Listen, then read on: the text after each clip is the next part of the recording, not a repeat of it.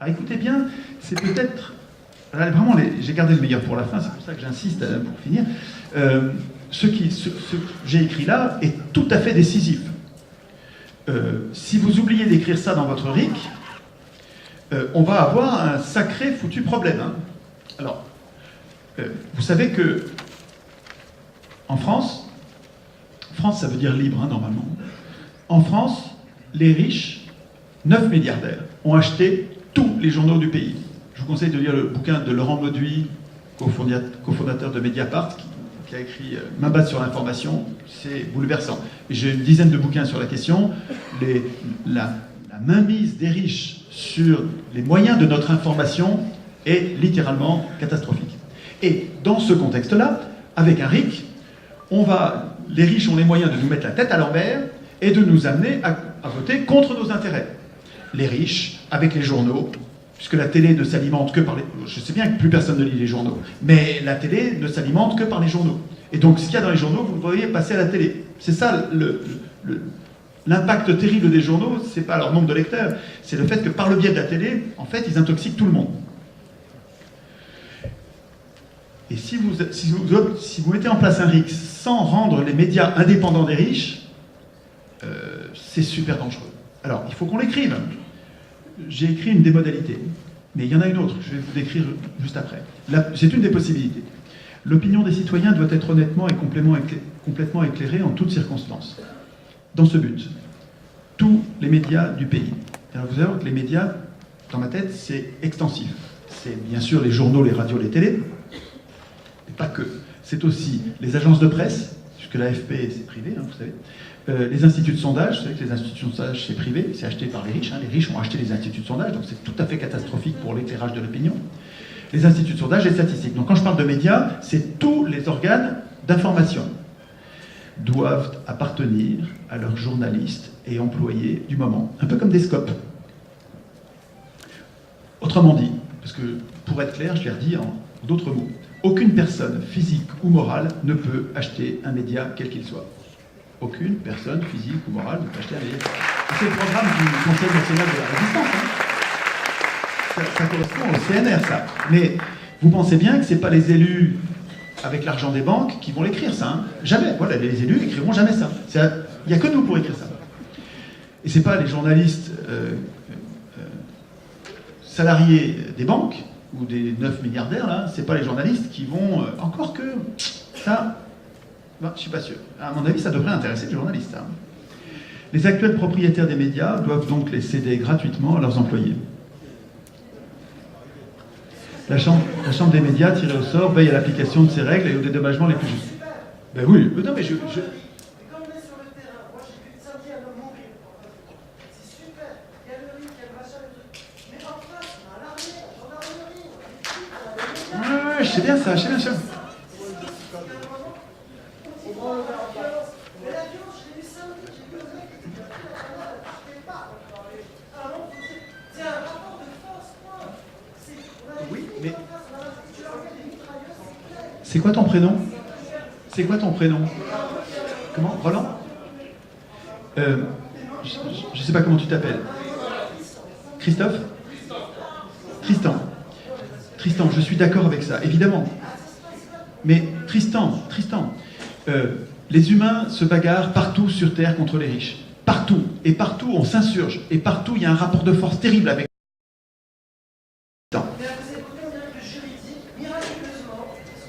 C'est pas que juridique, c'est... Tristan, la police obéit à la Constitution. L'armée obéit à la Constitution. Tous les pouvoirs obéissent à la Constitution. Vous pouvez nous dire oui, on a voté non à la Constitution européenne, vous nous fait avoir. Exactement, mais tu as bien raison, mais c'est parce qu'il n'y avait pas de citoyens constituants. Ou sur le terrain, c'est ça dont il faut parler. Tristan, la solution... c'est pas la Constitution. La solution, c'est qu'il y ait des soldats derrière, c'est qu'il y ait des citoyens constituants pour l'appliquer, des citoyens constituants pour la penser. Je comprends ce que tu me dis, évidemment. Et l'objectif que je vise est exactement le même que le tien. Je veux venir à bout de la violence policière et de toutes les violences sociales. Mais on est dans une impuissance politique crasse, on est dans un carcan. Et le rapport de force, il est épouvantablement défavorable. Il n'est pas en notre faveur. Ils ont accumulé depuis 200 ans tous les pouvoirs. On va aller à la castagne contre les policiers, Tristan. Mais Tristan, on va se faire massacrer. Je suis désolé. Il nous faut quelque chose de plus en profondeur. On va essayer de faire en sorte que le débat ait lieu sereinement. Mais c'est super important ce qu'il dit, Tristan. Je comprends. Oui, on va peut-être finir l'exposé et ensuite prendre le débat. Et je passerai les micros pour que tout le monde puisse bien comprendre ce qui est dit. Mais non, t'inquiète pas, on va rien demander. L'idée, ce qu'il y a d'extraordinairement émancipant dans ce que je te dis, c'est qu'on n'a pas besoin des élus pour écrire ça. On va pas leur demander. On va apprendre à le vouloir. On va même pas apprendre à l'exiger. On va apprendre à le vouloir. Et quand on va le vouloir, nombreux, on va l'avoir. Donc, si tu veux, je sais bien que c'est pas tout de suite, donc je suis dans une tenaille où je comprends bien qu'il y a des gens qui sont dans l'urgence sociale absolue, et je veux pas dire il faut faire ce que je vous dis là à la place de régler les urgences. Je vous dis juste que si on s'occupe pas d'instituer nous-mêmes notre puissance, après l'insurrection, on va retomber dans l'oppression, comme d'habitude partout, quoi. Donc là, il s'agit de préparer le monde d'après, maintenant pendant que c'est pas du tout, je suis pas, moi je me sens pas du tout en opposition avec Tristan là, c'est juste complémentaire quoi. Je dis pas de faire ça à la place de ce qu'on fait sur les ronds-points et de ce qu'on fait sur les péages. Je dis juste que si on s'occupe pas de ça, d'instituer notre puissance, il n'y a rien qui changera fondamentalement quoi, hein. Rien. Alors, j'ai pratiquement terminé. Il y a une autre façon de rendre les journalistes indépendants, ce qui est tout à fait décisif et essentiel, c'est d'en faire des... Alors, si je dis fonctionnaires, je vais hérisser le poil de plein de gens, mais donc c'est pas des fonctionnaires, mais c'est des agents publics comme les juges. Alors les juges ne sont pas assez indépendants, mais il tiendrait à pas grand-chose de les rendre vraiment indépendants. Ils sont déjà payés par nous, parce qu'on ne veut pas que les juges soient payés par les riches. Eh ben c'est pareil avec les journalistes, on ne veut pas que les journalistes soient payés par les riches, alors on va les payer nous, parce que c'est 3 francs. C'est la formation des journalistes. Voilà, et la formation des riches, et la formation des journalistes, pardon, il faut... Si on leur donne le pouvoir aux journalistes, ils vont dire la même chose. Exactement. Donc il faut faire attention à la formation, il faudra que la formation soit sous contrôle citoyen, et c'est à nous de l'écrire ça. C'est à nous d'écrire les règles de formation des juges et des journalistes. Absolument. Attendez qu'on fasse passer le micro parce qu'on ne comprend Absolument. pas la moitié de ce qui est demandé.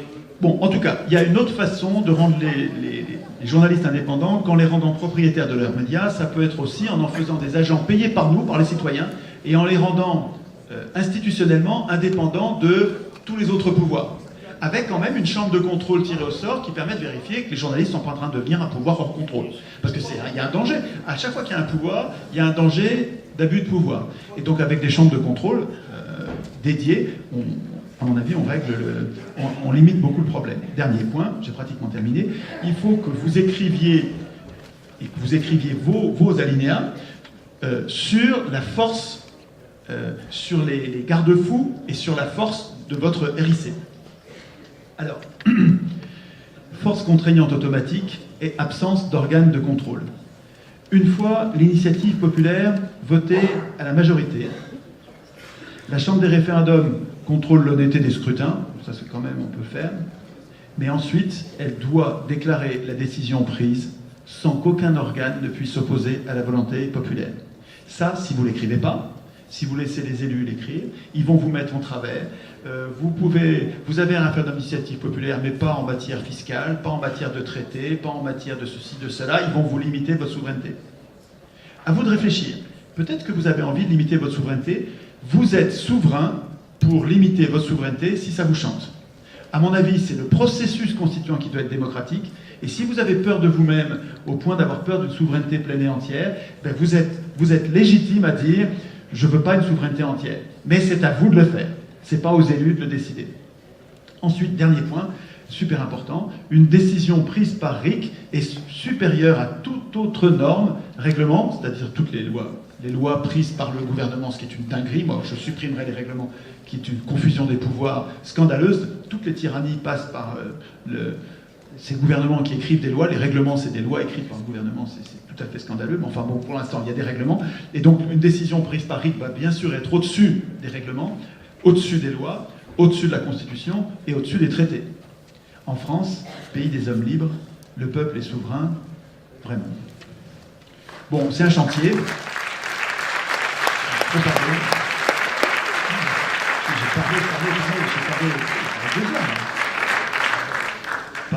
J'ai parlé 2 heures, je suis un incorrigible bavard. J'ai l'impression que tout ça est absolument essentiel. Peut-être que je me paye de mots et que c'est pas si important. Peut-être que c'est vain. Mais en tout cas, je suis impatient d'écouter vos objections, vos suggestions.